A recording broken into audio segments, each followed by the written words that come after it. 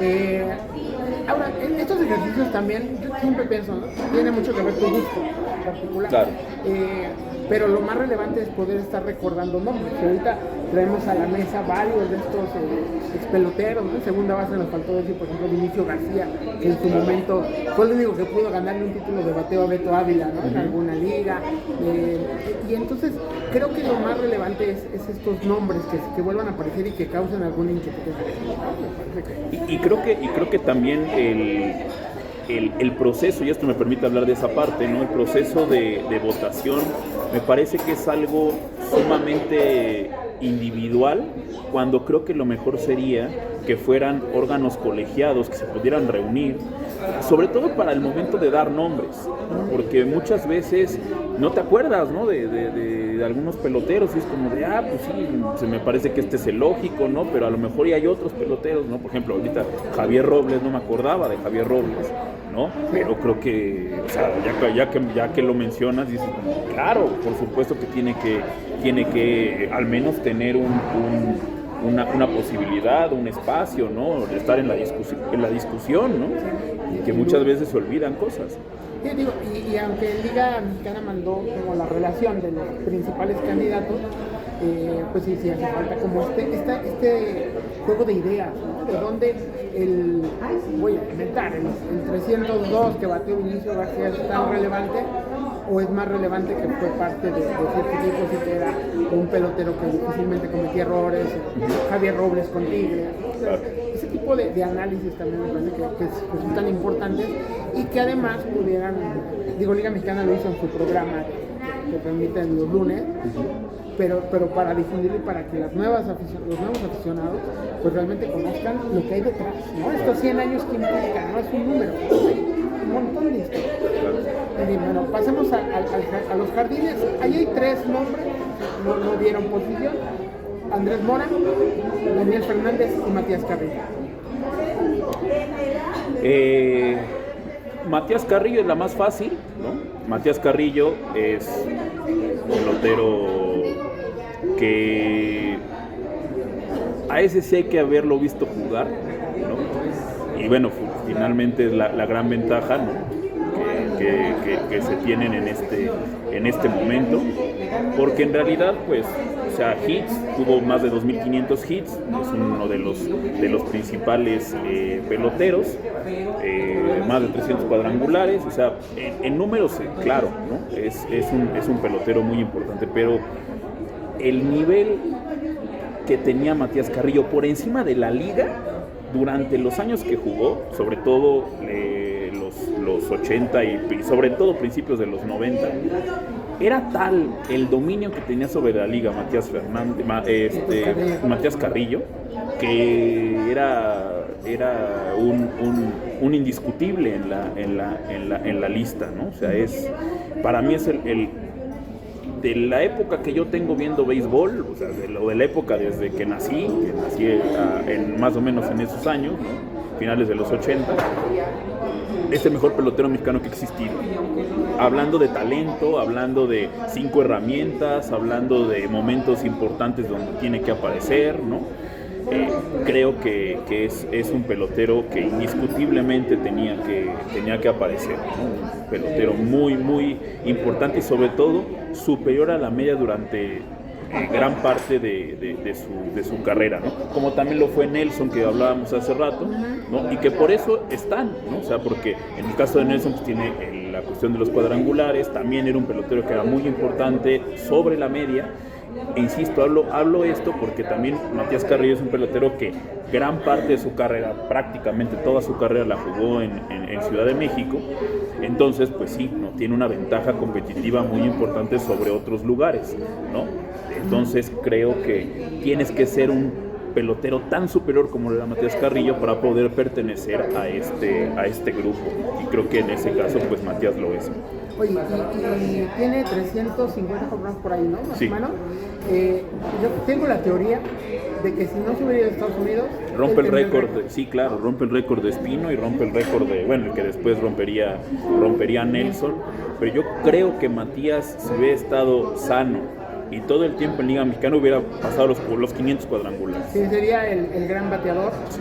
Y además, con Bronx, no, y robaba bases, tiene más de 250 bases robadas. Sí, era un espectáculo, Matías. Era un pelotero completísimo. Y déjame te comparto, la mejor atrapada que yo he visto en mi vida en el béisbol se la di a Matías con Costa Rica.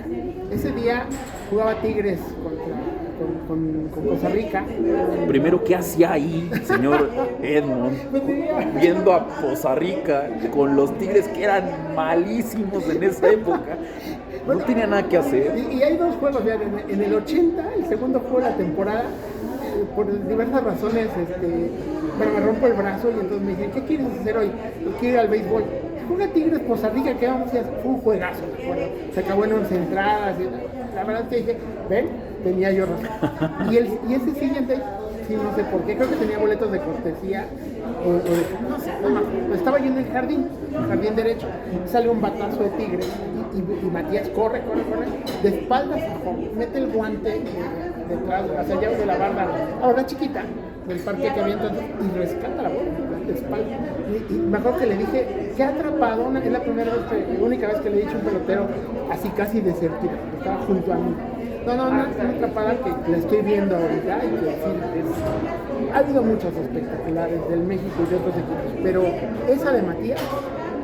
Yo me acuerdo, la que yo tengo de memoria así que me parece también impresionante, no recuerdo el nombre del jugador, jardinero izquierdo de los Diablos, el día de la inauguración del Foro Sol. Okay. Primera entrada. Sí. Era Corey. No me acuerdo quién era. Era un americano.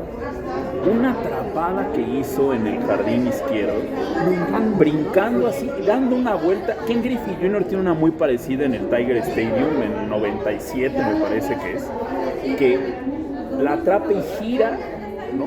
Y logra caer con la pelota, una atrapada impresionante. Esa es la que yo me acuerdo y que más me impactó, fue esa en la inauguración del Foro Sol, sí, 2 de junio del 2000. Creo que atrapa ese y el siguiente viene el Chapo y da home run. Más lejos. Puede ser. No me acuerdo cómo se llama, pero sí me acuerdo. ¿Me acuerdo de ese jugador? Sí, porque ese juego lo gana Tigres. Sí. Ese juego lo gana Tigres. Matías, el siguiente, Andrés Mora. Pues me parece también un indiscutible, ¿no? Un pelotero que fue muy importante en los años, en los lugares donde estuvo, ¿no? Sobre todo en Nuevo Laredo, ¿no? Es donde fueron sus mejores años de Andrés Mora, un pelotero pues muy importante, muy completo, que también tiene una gran cantidad de estadísticas. Estamos hablando de un pelotero de más de 400 cuadrangulares, ¿no? Un pelotero que tiene más de 300 de porcentaje, o sea, un pelotero que a mí me parece que era indiscutible, ¿no? en la lista. Hay otros jardineros, pero creo que era fijo. Y más viendo al tercero, pues creo que el tercero era el más prescindible de todos. Sí, que hablamos de Daniel Fernández, ¿no? El de Ciudad Cardel, Veracruz, prácticamente jardinero central del México todo el tiempo, salvo el 84 que estuvo con Córdoba, pero que estuvo ahí ya en esta nominación, ¿no? Sí, creo que es el mismo caso de Sandoval. Me parece un pelotero que fue muy buen pelotero, ¿no? Un pelotero de Salón de la Fama, pero no para ser el pelotero, el jardinero central más importante de los 100 años de la liga, ¿no? O sea, hay muchísimos más, ¿no? que pudieron estar, y más como no se mencionó posición específica en jardines, ¿no? Hablamos de, por ejemplo, el Clipper Montemayor, ¿no? Que se decían cosas fascinantes de él en las crónicas periodísticas de los años 40 y los años 50. Se decían que era un pelotero increíble, ¿no? en lo que hacía, ¿no? Pues también otros peloteros importantes, ¿no? Que probablemente pues no se han olvidado en el tiempo, ¿no? Y que pues no fueron mencionados en esta posibilidad de que pudieron haber estado, ¿no? El propio Diablo Montoya, que creo que también fue un pelotero importante, fue un pelotero que hasta los mismos aficionados de Diablos, como el señor, lo tienen en mayor nivel que el propio Daniel, ¿no? Sí. Hay, como dices, al no tener una posición determinada, podríamos mencionar que de hecho a Mala Torres y Roberto Ortiz, ¿no? Roberto Ortiz, claro. Las crónicas cuentan que la gente iba a ver los entrenamientos, las prácticas previas, más para ver el espectáculo que eran los tiros que metían desde el jardín. La Mala Torre, pues, un referente de Sultanes en una época dominada por extranjeros, ¿no? Claro. En la época de los 40. Sí, el mismo caso de Montemayor, que eran peloteros que dominaban siendo mexicanos y que eran de los pocos mexicanos que tenían un nivel parecido al que tenían las estrellas extranjeras. Así es. Y luego, si te mueves hacia el central, tendría 3 nombres inmediatos de los 60.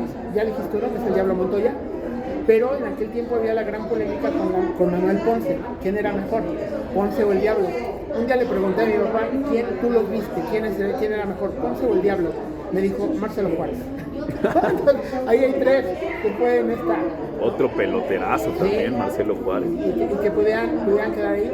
Creo que en esa parte, pues, los votos, ¿cómo es? Al ser un ejercicio individual. Y para haber jugado en Saltillo, ¿no?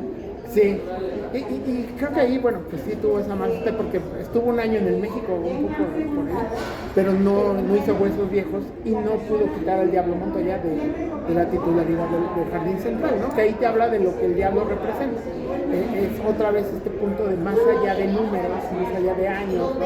El Diablo duró poco, pues, porque dejó media carrera en las bardas que es lo que decimos también, ¿no? O sea, son circunstancias muy distintas, ¿no? Las que se enfrentaban los peloteros de los 70, de los 60, y no hablemos de los 40, ¿no? Que eran, sí, ya lo decía hace rato Edmond, potreros, ¿no? Impresentables los campos, que pues hoy no se compara, ¿no? Con los campos que tuvieron Sandoval, o que tuvo Matías Carrillo, que tuvo Daniel Fernández, ¿no? Entonces creo que para esta época de los años, después de los años 80, tienes que ser demasiado superior para que realmente digas tiene que estar, y no creo que Daniel Fernández sea tan superior para que haya estado. Insisto, no digo que sea un mal jugador, es un muy buen pelotero, pero no al nivel para estar como el jardinero más importante, o el jardinero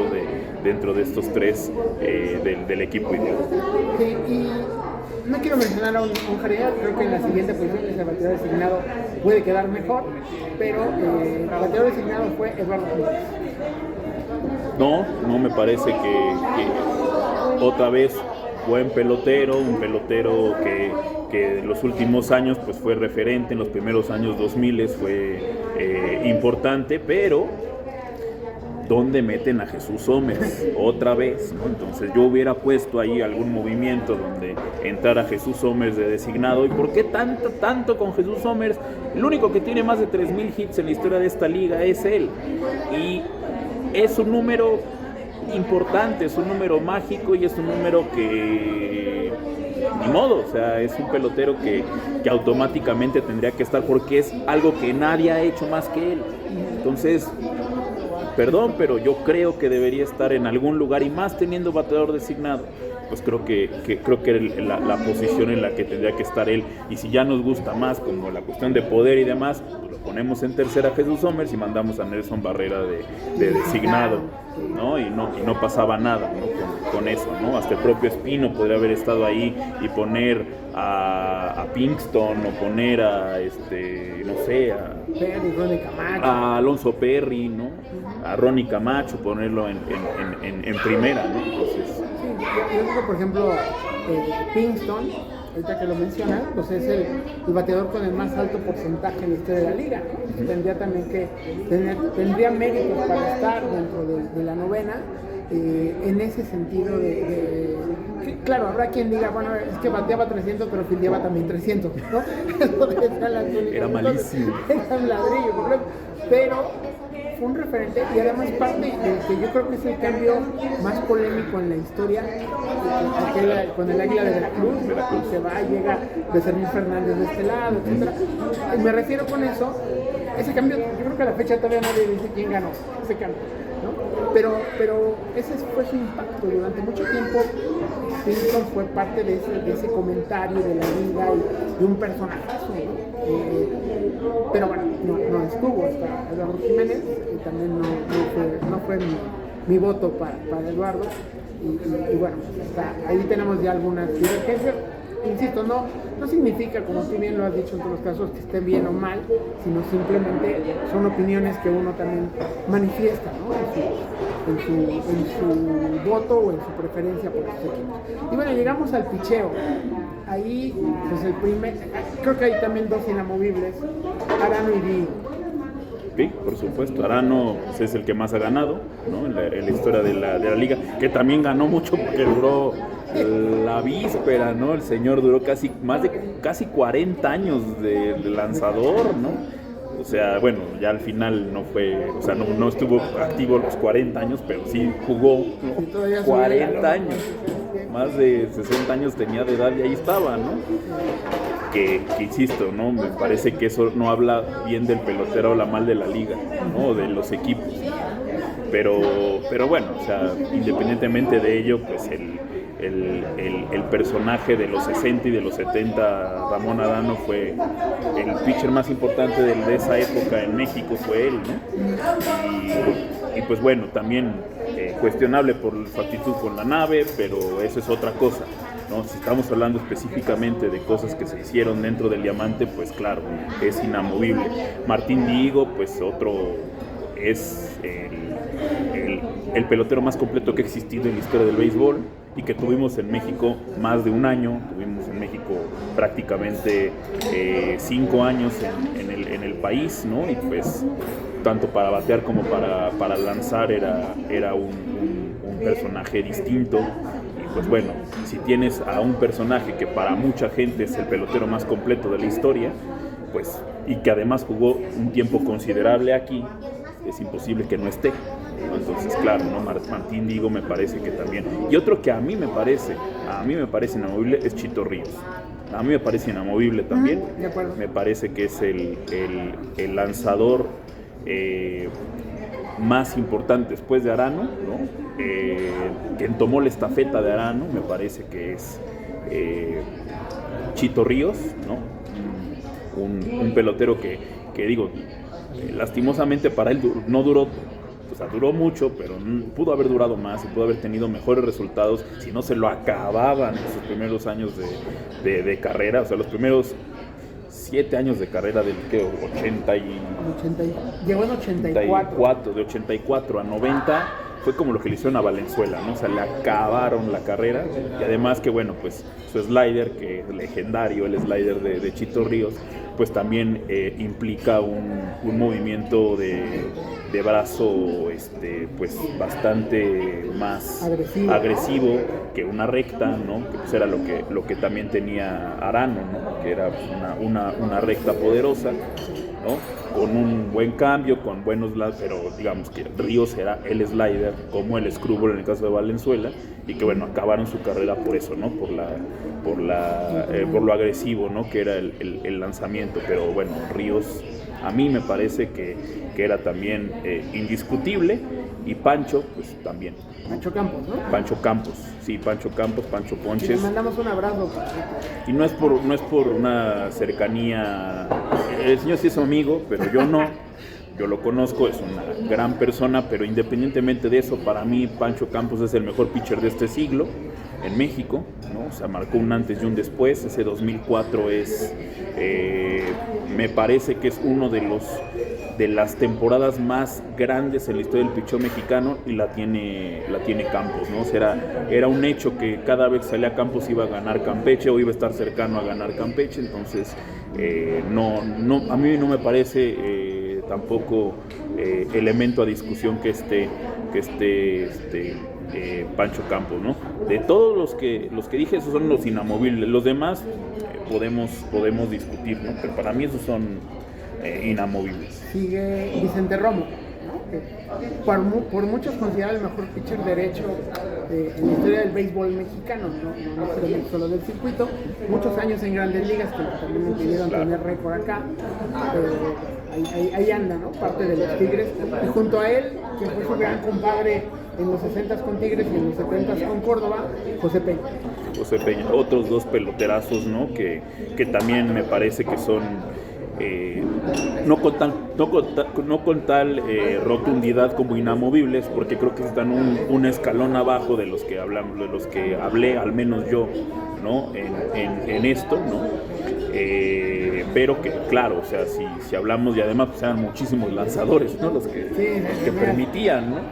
Entonces creo que era un hecho que ellos podrían estar, ¿no? Peloteros también muy importantes. El caso de Romo, pues también con una carrera pues bastante longeva en grandes ligas, ¿no? Que le permitió inclusive hasta ser campeón de serie mundial, ¿no? Entonces, pues sí, un pelotero importante. Y el caso de Peluche Peña, pues también un personaje que también tuvo mucha longevidad, parte del mal llamado cuadro del millón, de Tigres, ¿no? De esos Tigres mexicanos de principios de los 60, y que tuvo una duración inclusive hasta los 80 con Ciudad Juárez, ¿no? Que también resultó campeón. Entonces, pues son peloteros que indiscutiblemente deberían formar parte del equipo, insisto, no con tal rotundidad como los otros, pero sí me parece que son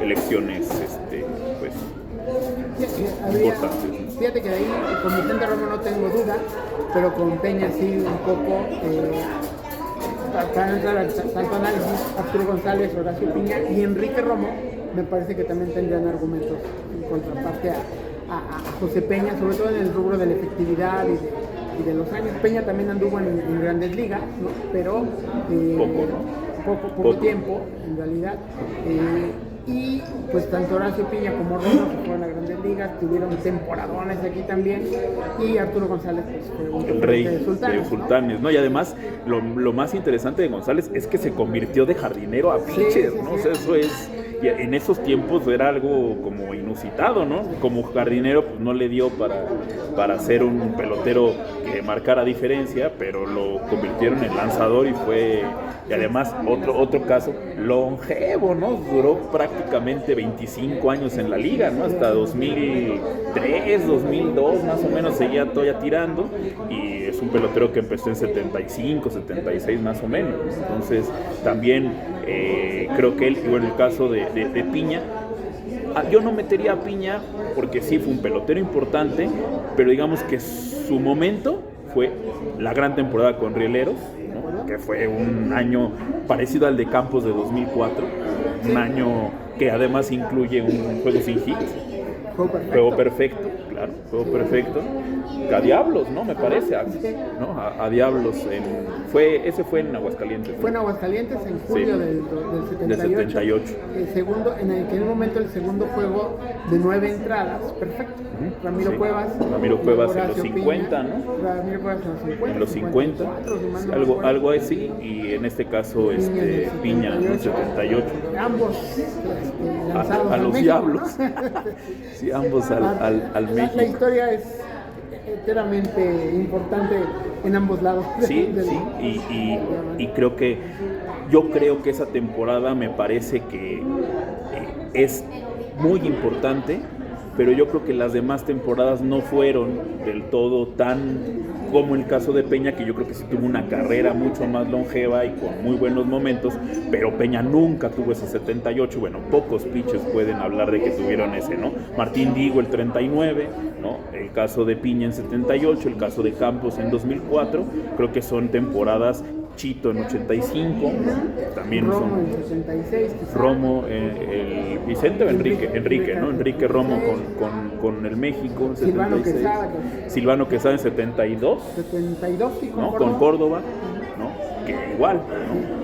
Entonces, y Trevor Bauer el año pasado. Trevor Bauer el año pasado. Sí, digo, simplemente para también hablar del presente, porque eso es algo que pero es una temporada nada más, sí, estuvo una temporada, no vayan a querer subirlo.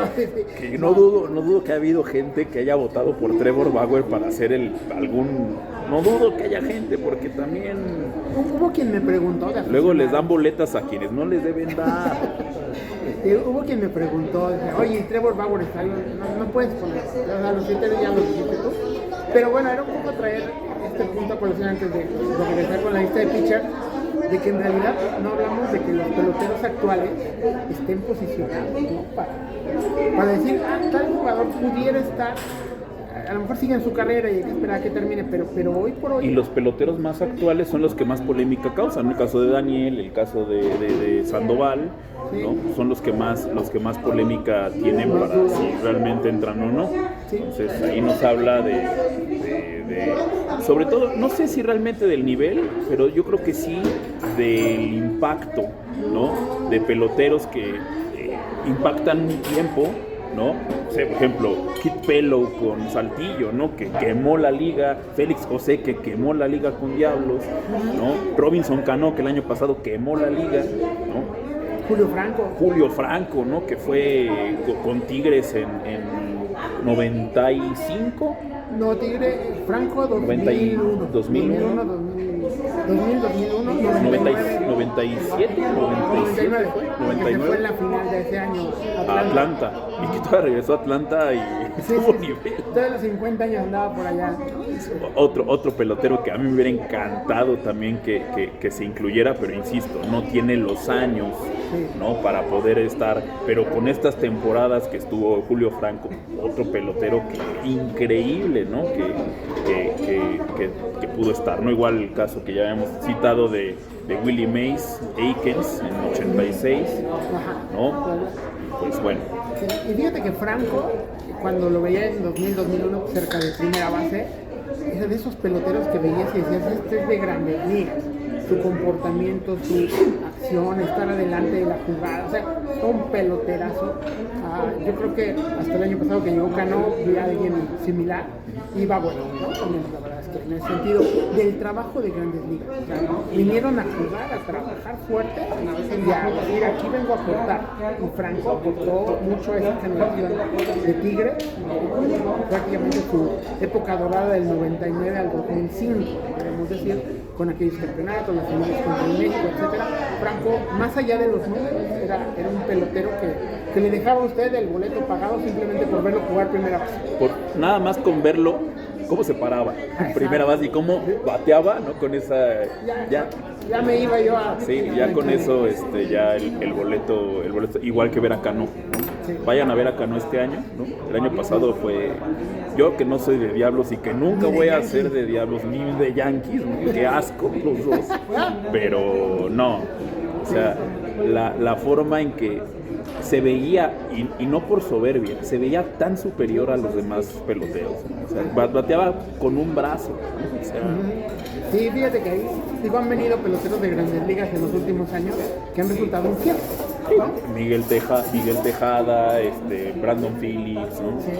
Sí, Chris Davis, me falta uno más, no me acuerdo, el que jugó en Chicago, que era shortstop cubano, Cachorros, sí. Alexis Amarista, ¿no? Bueno, también jugó en grandes ligas, pero sí, Ramírez. Alexis Ramírez. Acá, y que realmente, bueno, no es que no jugaran bien, ¿no? Pero ves la diferencia con Cano. Bueno, pero Cano decía, la voy a meter entre el tercero y el short, y ahí la meto. Entonces sí, yo coincido contigo. Es de esos peloteros que hay que invitar a verlo, porque se disfruta más allá de colores. Bien lo dice. Poder tener. No, pero Cano se quedó a nada de ser un salón de la fama. Sí, o sea, sí. No es cualquiera, ¿no? Y vino no a decir, esa es mi fama. No, vino a trabajar. Lo dijo al principio, lo traen hoy en el video, Diablo Rojo demostrando el título. A mí me gusta ganar y vengo a ganar, y lo hizo. Sí. Regresando a los pitchers, amigos, dos zurdos, Alfredo Ortiz y Ángel Moreno. Pues Alfredo Ortiz es el que más ha ganado como zurdo. Creo que es un pelotero, pues sí, que con mucha duración, ¿no? Gran bateador también, pero que por números, ¿no? Y me parece que marcaron una época en los años 60, ¿no? En los años 70 menos, porque el equipo pues era muy superior a los demás, ¿no? Y tampoco necesitaban tanto de él, pero bueno, sacaba las cosas, ¿no? Ya era un pelotero veterano en esos años de los 70 de Diablos, pero un pelotero que, claro, ¿no? O sea, al ser el lanzador zurdo más importante o más ganador, pues creo que le da razón suficiente, ¿no? Para ser parte del equipo. Ángel Moreno, duró mucho, años muy buenos, ¿no? Ese 1-2 que hacía con Chito, ¿no? Eran dos peloteros muy importantes, pero también, no sé, ¿no? Un ponchador muy importante, ¿no? De los 5 más importantes de ponches en la historia de la liga. Pero no sé, me falta algo, ¿no? Me falta algo para incluirlo. Pero también si tengo que quitar a alguien, ¿no? Para meter a alguien más, pues tampoco me quedan muchas opciones, ¿no? O sea, Panchillo Ramírez, por ejemplo, me hubiera gustado, me hubiera parecido un pelotero que tenía posibilidad de estar, ¿no? Pero también, o sea, no creo que para desbancar en este caso a Ángel Moreno, ¿no? Entonces, creo que es de los que quedan así, ¿no? En la línea, ¿no? de elección. Y pues sí, ahí sí es como, bueno, metes a Ángel Moreno, pero sí está a mucha discusión y viendo otros peloteros que pudieron haber estado. Sí. Pero vamos, también me hubiera inclinado, yo creo que por él en algún momento. Estos son los 8 abridores, digamos. Y en los relevos está Isidro Márquez y Salomé Vargas. Isidro pues es el hombre récord en los salvamentos, y Salomé pues fue uno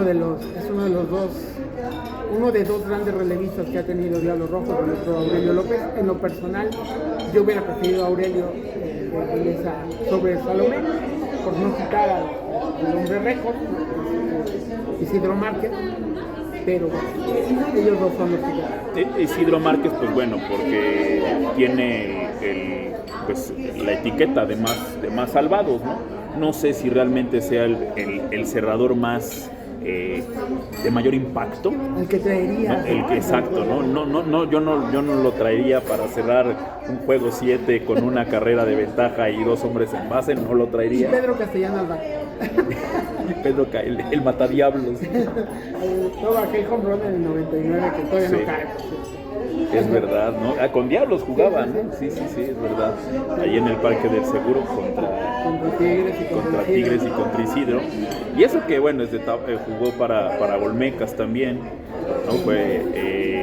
Pero yo creo que la durabilidad, ¿no? Un pelotero que tuvo estuvo 25 años en la liga, ¿no? Que bueno, o sea, pues fue un pelotero importante, pero no sé, insisto, creo que en los cerradores hay que ser mucho más específico, ¿no? Exacto, ¿no? Un pelotero que digas, no se le escapaba nada. Y no es el caso de Isidro.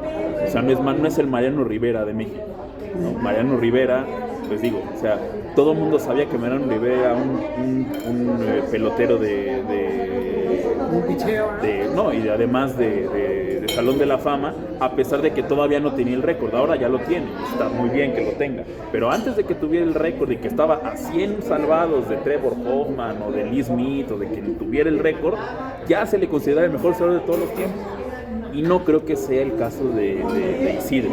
Pero ahora, hablar de otro que haya sido con esa categoría y con esa superioridad, ¿no? Como cerrador, pues tampoco se me ocurren muchos. Sí. ¿No? No hay muchos nombres. Yo en esa parte del bullpen, ya mencioné a Aurelio, sí. Otro que podía competir, no lo elegí, pero tendría elementos, porque además fue abridor de la lista, de Rafael Díaz, que duró mucho, fue muy buen abridor, y después hizo la transición a relevista, tipo Dennis Eckersley, y también fue un bastante buen tapón con... Pero yo creo que es mejor Isidro. Sí. Entre esos dos yo creo que es mejor. Teresa Márquez, que creo que ese es un criterio interesante, ¿no? Porque no es de meritar, no es que simplemente si yo fuera manager o directivo, ¿a quién traería en qué momento? En armar nuestro roster ideal, y en ese sentido dices, no es que le meritemos a Isidro su nombramiento, sino que en nuestra opinión pues traeríamos a otro relevista para esa posición. Y también creo que parte de estos ejercicios, ¿no? Implica que tengas que elegir a un lanzador cerrador. Yo no me hubiera ido con un cerrador, yo hubiera elegido a otro abridor, ¿no? El caso de Panchillo, el caso de otros posibles abridores, y no hubiera determinado algún pitcher relevista, ¿no? O sea, Aurelio me parece que es también otro gran pitcher que a mediados de los 70 con el México también fue importante, pero además eran pitchers distintos, eran pitchers que te relevaban 4 entradas, 5 entradas, ¿no? O sea, y todos los días, entonces no hablamos de la figura de cerrador, ¿no? Como gran cerrador, pues no, ahora no me viene a la mente alguno que haya sido ya, pues quizás Jake Sánchez, ¿no? Es el más como actual, ¿no? Que tenga como ese rol de cerrador y que haya tenido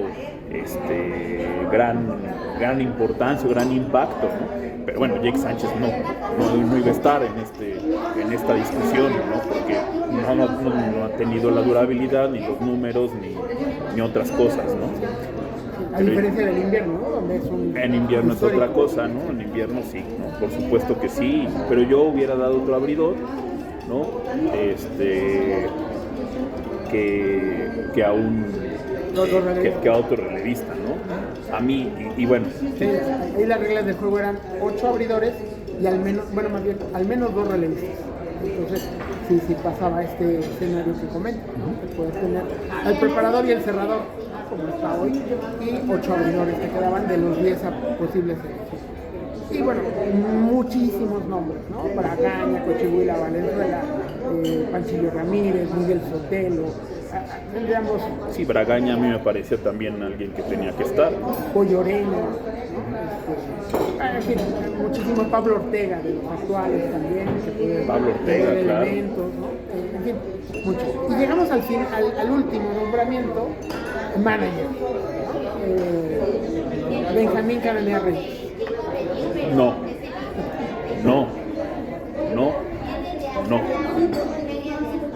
Sí, creo que es otro de esos elecciones más mediáticas y de lecturas muy cercanas. Sí. ¿Por qué sí Cananea? Que no comparto esa opinión. El único argumento que yo le doy a Cananea, bueno, son dos. Uno, la remontada, ¿no? La remontada con Jalisco a Saltillo en el 71, en el 71, pero esa es una temporada, lo mismo que ya hemos dicho al respecto. Y otra que tuvo la capacidad de crear 2 dinastías. Diablos de mediados de los 70 y Diablos de finales de los 80, ¿no? O sea, el 87-88, 85, ¿no? Y la de los 70, ¿no? Que es 75-76. A partir del 74 que llega, el 77 que fueron finales. Con 2 campeonatos ganados, ¿no? Y el caso del 85, 87 y 88 que también ganaron los 3, ¿no? Que nada más se cruzó ahí Ángeles Negros de Puebla en 86. Ese es el único de Cananea, ¿no? O sea, crear esos 2 equipos, ¿no? Con la diferencia de tiempo, me parece que eso es una labor inmensa, ¿no? En lo demás, creo que también es parte de esta gran como aureola, ¿no? de medios de comunicación, ¿no? de gran labor periodística por parte de Tomás Morales, ¿no? Que lo amaba y era su pelón mágico y demás, ¿no? Y que era ¿no? lo máximo. Pero también creo que en el caso de Cananea, pues siempre tuvo a su disposición al mejor club de la liga. O sea, no hizo campeón a un equipo que fuera inferior. Siempre tuvo al mejor equipo, o al menos a la par con otro, ¿no? En el caso de los 70 con Córdoba, ¿no? Que era muy buen equipo el de Cafeteros de esa época, pero yo creo que Diablos era mejor, ¿no?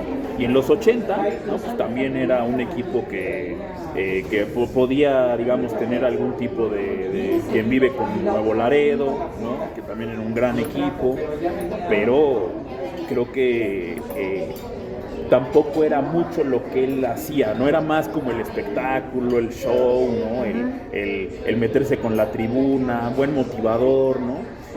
Pero yo creo que no era tan impactante en el juego, ¿no? Como si lo fue Lázaro Salazar. Que Lázaro Salazar no aparezca en algún momento, igual que Jesús Somers, pero en el caso de Salazar peor, ¿no? Me parece un crimen. Lázaro Salazar es el manager más ganador en cuestión de títulos, es el manager que tuvo un tricampeonato, nunca nadie lo ha hecho en la historia de la liga, ¿no? Y además, en un momento fue tricampeón donde el béisbol era muy competitivo. Los años 40, de finales de los 40, era un momento donde estaba Veracruz, donde estaba el México, donde estaba Nuevo Laredo, Unión Laguna, eran equipos todos con estrellas, todos. Y Lázaro Salazar ganó 3 títulos seguidos con ese equipo. Entonces creo que por eso me parece que Lázaro Salazar era mi top 1. En el 2 se peleaban, ¿no? 2 escalones abajo, inclusive, 2 escalones abajo que Lázaro Salazar, el caso de Paquín y el caso de Cananea. Cananea un poco arriba de Paquín, ¿no? Pero Paquín, por la duración que tuvo y además porque Paquín fue campeón en los 80 y en los 2000, o sea, una cantidad de años de diferencia importante, ¿no? Y además lo he hecho obviamente también en Series del Caribe, que ahí también Cananea Reyes tiene una historia, ¿no? con Naranjeros, pero a mí me parece que Lázaro Salazar tendría que haber estado en algún lugar, ¿no? Y de manager era él. Fíjate que decías Cananea con el tema de aquel 71, y Lázaro Salazar en ese tricampeonato llega en desventaja a Puebla. Puebla tenía a Sandalia Consuegra, tenía a Satchel Paige, y le gana 4 juegos a los Pericos allá en el estadio, no sé si era el Zaragoza o era otro. En una de esas series que hoy ya se olvidan, pero que fue una gran hazaña. Claro. Y comentabas tú hace rato algo, su último título ganado, ¿no? Ganado cuando el equipo del México no le ganaba a nadie, siempre era el llamerito, se quedaba ahí a 2 juegos, perdía increíblemente, ¿no? Y Lázaro Salazar vino a hacer el exorcismo, ¿no? Y ganar el título de 1956, que, insisto, por la grandeza, porque bueno, tengo que admitir que el equipo de Diablos es el más grande de este deporte en el país, junto con Hermosillo, en el caso de invierno, ¿no? Pero Diablos es el equipo más grande del béisbol de verano. Se ha olvidado esta historia, ¿no? Pero a Diablos le costó 16 años ganar su primer título, y siempre perdía al final y siempre pasaba algo y no ganaba, y Lázaro Salazar lo hizo, ganó el campeonato 56 y además 3 juegos después de haber ganado al inicio de la temporada 57, se muere en el cajón de tercera de coach. Botas puestas eran por ahí. O sea, más exacto, o sea, no hay forma de que no. Y no estamos hablando de su carrera como pelotero, sí, exacto, que también fue el gran rival de Martín Rigo en los años 30, ¿no? Fue el que hizo campeón a Córdoba, ¿no? Como pelotero. Entonces, creo que es una figura imprescindible en la historia del béisbol mexicano, y que es una lástima que no esté, ¿no? Y además salió en el beisbolista fenómeno, ¿no? Además, sí. Sí, no, yo creo que la figura de Salazar en las revistas de antaño era muy valorada. Creo que el paso de los años se ha perdido esta historia de Lázaro Salazar, y aquí en la comparación, por ejemplo, con Estados Unidos, donde Connie Mack sigue siendo un referente, donde Casey Stengel sigue siendo un referente, aquí hemos ido perdiendo al paso del tiempo a muchos de estos grandes nombres del circuito. Y creo que esa parte en estos 100 años es importante. Sí, y a mí, o sea, el nivel, ¿no? de Salazar, ¿no? Creo que era tal, ¿no? que pues imagínense, si Martín Digo es considerado el pelotero más completo de todos los tiempos y tuvo rivalidad con él, pues imagínense el nivel que tenía, ¿no? Lázaro Salazar. Y pues bueno, finalmente otro caso donde dices, quizás elegir a Cananea no esté mal, yo creo que sí, pero quizás no esté mal porque también fue un gran manager, pero bueno. Vemos más argumentos, ¿no? Claro. Si fuéramos gerentes deportivos buscaríamos un manager tipo Lázaro, esa figura. Yo creo que sí. Pues amigo, muchas gracias, nos alargamos un poquito, pero creo que muy interesante que compartas el poder recorrer esta parte de la historia de Liga Mexicana. Sí, absolutamente, muchas gracias por la invitación, ¿no? Fue un ejercicio muy interesante, muy pleno, y pues bueno, ¿no? Estamos en eso, y ojalá y pues podamos seguir compartiendo cosas históricas y de la temporada que se avecina de Liga Mexicana, y haremos algunos análisis al respecto. Sí, pronto estarás de vuelta con nosotros y nos haces el favor, claro, para estar platicando de esto que tanto nos gusta, que es el béisbol y la historia del béisbol. Gracias, amigo. Gracias.